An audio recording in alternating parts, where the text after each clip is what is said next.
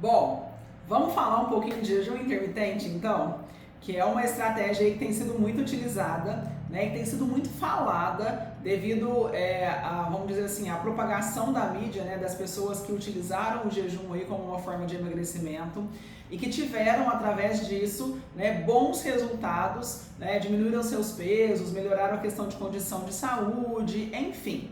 Mas por que jejuar? Qual que é, né, essa relação? Quais são os benefícios? O que isso tem de bom? Será que é tão benéfico mesmo? Será que não? O que eu consigo fazer para poder entender, né, ou como que eu posso iniciar essa prática de jejum? E é isso que eu quero te contar nesse vídeo. Então, fique até o final para você poder conseguir entender como é realizado. Será que serve para todo mundo? Será que eu posso estar fazendo jejum a hora que eu quiser? Quais são os protocolos aí que eu posso utilizar em relação ao jejum? E para isso, eu vou trazer para você aqui, primeiro, um contexto. Quando começou esse jejum? Quando que ele foi iniciado? Então, é importante a gente entender que esse jejum ele pode passar aí por três caminhos possíveis, né? Tanto evolutivo e biológico, como religioso, e a gente sabe que nessa questão da religião, ele é muito importante, ele é impactante, porque até hoje, em todas as religiões, sem exceção, o que elas têm em comum é a questão do jejum. Lá atrás, né, eles utilizavam o jejum como uma forma de abstinência para tentar conseguir. Então, quanto maior o tempo de jejum, maior a sua graça, maior a sua relação ali com os deuses. Os sacerdotes eles tinham essa prática religiosa de jejuar, porque era como se eles estivessem no jejum, eles entrassem em contato com as divindades, com os deuses da época. Enfim, né, isso foi acontecendo aí, né, ao longo do tempo, e o jejum ele passou durante a religião, dentro da religião, e ele continua sendo propagado até hoje, ele continua acontecendo até hoje. E nós temos a questão, né, o caminho contemporâneo, a modernidade. Então, por que será que a gente utiliza o jejum hoje, nos nossos tempos, e não só aí nesse caminho evolutivo, biológico, enfim? Então, ao longo do tempo, né, há mais de 200 mil anos, ele envolve essa questão de necessidade. Então, o Homo sapiens, devido às muitas privações alimentares, né, a ausência do sucesso com a caça, aquela necessidade da busca, jejuava de uma forma natural. Porque, na verdade, o que era o jejuar ali naquela condição? Era o fato de você não ter disponível esse alimento. Então, quando você não tem o alimento disponível, você tem que ir em busca dele. Então, eu passo mais tempo nessa busca do que, na verdade, eu ligo o iFood, eu ligo no delivery, eu ligo nos aplicativos aí e o alimento chega até mim pronto, preparado. Não, eles tinham que procurar, eles tinham que caçar, eles tinham que preparar para depois realizar o consumo. Então, dentre isso, né, dentre essa escassez, dentre a escassez dos métodos de conservação, não tinha onde armazenar, não tinha as formas de armazenagem da época, né, na gordura, tinha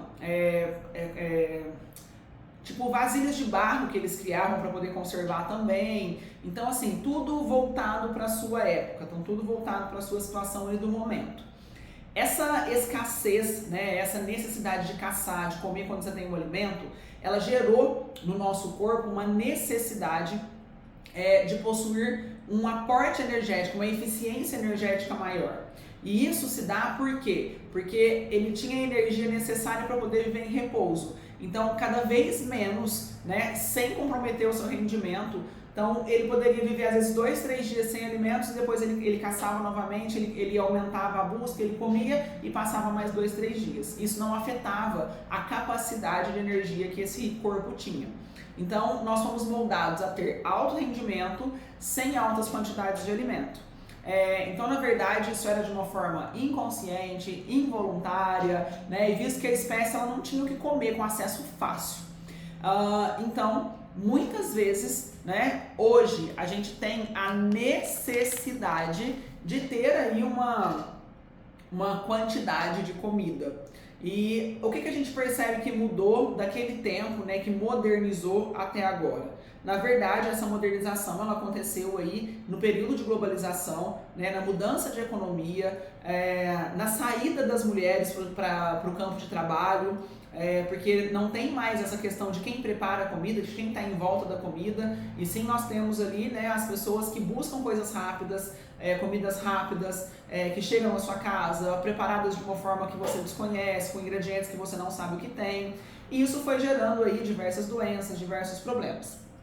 Pois bem, o jejum ele veio, né, novamente aí, em alta, né, por essa questão da obesidade. Hoje, atualmente, nós temos aí mais de 30 milhões de pessoas obesas, e isso é um número muito alarmante. E a busca, né, por essa perda de peso, por essa mudança, por essa estética, por o corpo perfeito, trouxe estratégias alimentares específicas em relação às restrições calóricas, que é o caso do jejum intermitente. Nós temos diversas formas de poder utilizá-lo, mas uma coisa que eu sempre gosto de falar é: o jejum não é para todos. E isso é muito importante, porque é importante que vocês entendam que não é todo mundo que consegue, não é todo mundo que tem a capacidade, não são todas as pessoas que vão executar e vão se sentir bem, certo? Nós temos respostas fisiológicas relacionadas a essa questão do jejum. Então, normalmente a gente tem uma preservação de carboidratos para que possa ser utilizada as gorduras como fonte de energia, que é o que acontece durante esse período. Poucas horas, tá? Poucas horas, existe uma, né, poucas horas de jejum, eu quero dizer, então poucas horas de jejum que você realiza, você já percebe uma discreta diminuição na quantidade de glicose, das concentrações de glicose, das concentrações de insulina que estão, vamos dizer, associadas ali dentro do organismo do ser humano, né, do indivíduo. E aí, essa atividade compensatória, regulatória, ela faz o quê? Um aumento dos níveis de glucagon, um aumento do cortisol, um aumento do hormônio de crescimento, uma maior atividade em relação à atividade simpática dentro do organismo, né? Trazendo aí uma liberação plasmática maior de adrenalina, de noradrenalina, enfim. Existe uma depleção dos estoques de glicogênio hepático, ou seja, esse glicogênio que foi gerado através da questão da quantidade de glicose, né, que é utilizado aí para poder gerar energia para o músculo, para o cérebro, né, para os neurônios, ele vai depletar. E aí nessa depressão ele vai gerar o que a gente fala de hidrólise hepática, que vai quebrar as moléculas de triglicerídeos em diacilglicerídeos. Então a gente vai ter uma molécula de 3 que passa a ser 2. E aí eu vou ter uma liberação de um ácido graxo livre, ou seja, uma molécula de ácido graxo ela se desprendeu ali e agora ela está livre para que ela possa ser transportada. Ela caiu na circulação e ela vai voltar para o fígado para ser metabolizada. Mas o que eu preciso entender, né, desse mecanismo? Que normalmente as pessoas que já têm, por exemplo, diabetes ou que elas já têm condições específicas em relação à questão de doenças, elas precisam tomar bastante cuidado. Primeiro porque elas precisam, muitas vezes, de um consumo de alimentos com maior frequência. E depois porque a quantidade de carboidrato, normalmente no jejum, ela é bem reduzida. Não dá para fazer jejum consumindo muito pão, macarrão, arroz, biscoito, bolacha recheada, bolo com cobertura, bolo recheado, sorvete, porque não é benéfico, não são alimentos que beneficiam você se você pratica e não beneficiam você também se você não pratica, porque são alimentos altamente palatáveis, com densidade energética muito grande e de péssima qualidade, né, a longo prazo. Então, essa mudança na globalização, ela gerou exatamente isso. 30 anos aí de mudança, ele trouxe o que os 200 mil anos não conseguiu trazer em relação à modificação genética. Em 30 anos, a gente teve uma mudança muito drástica de alimentos, né, de qualidade alimentar, e que gerou todo esse processo. Então, como eu devo praticar o jejum? Essa é a pergunta. Primeiro, eu preciso entender e adaptar o meu corpo. Eu não posso hoje, domingo, sair de uma festa, bebi, comi, festejei, estava num churrasco super feliz e amanhã, segunda-feira, começar a praticar o jejum e já ficar 24 horas sem me alimentar. Isso é extremamente importante. A quantidade de tempo que você se alimenta, como você faz essa refeição, como você pratica isso. Eu vejo muitas pessoas, até da área de saúde, né, realizando o jejum, e eu me deparei com uma situação há poucos dias que eu falei, olha, a questão do conhecimento é extremamente importante. Então a pessoa está de jejum, geralmente de 16, 18 horas, praticamente todos os dias, e ela quebrou com uma bolachinha de nata, com bastante açúcar.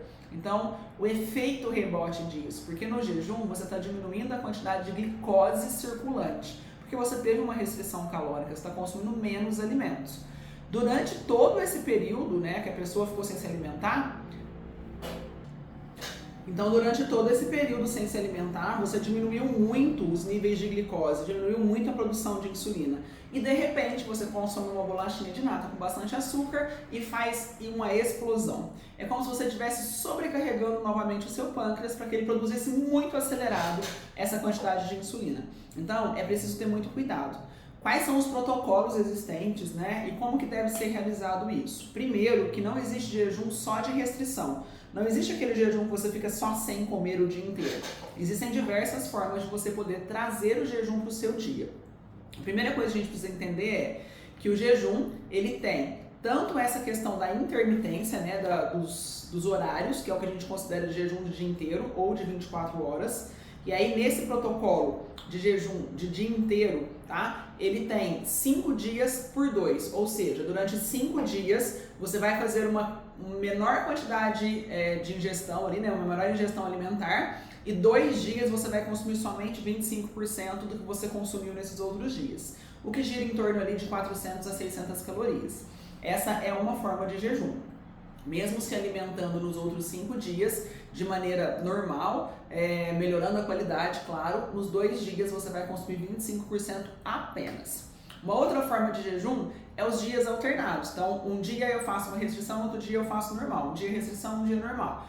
Quando eu faço a restrição, normalmente eu consumo 25% também, né? Mais ou menos 500 a 700 calorias ali nesse período. Nos outros dias, eu faço alimentação normal, quantidade de refeições normais. Eu posso diminuir quantidades de refeições ou eu posso também ficar sem me alimentar, diminuindo só a quantidade de alimentos em cada refeição que eu vou consumir. O outro é o ADF, que é os dias alternados. Ele tem tanto essa questão, né, que é o Alternate Day Fasting, que é o que eu acabei de falar, ou ele pode ser modificado, que é o de 25%.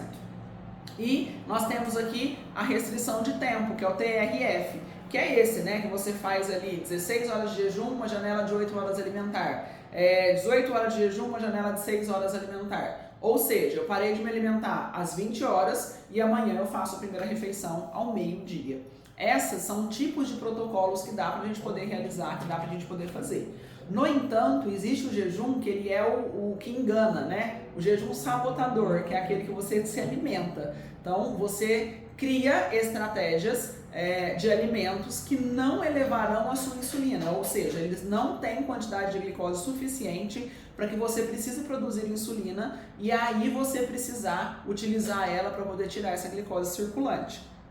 Então, esse é o que a gente chama que simula jejum, que é o FMD, é o Fast Mimic Diet, né? Ele foi implementado aí há algum tempo.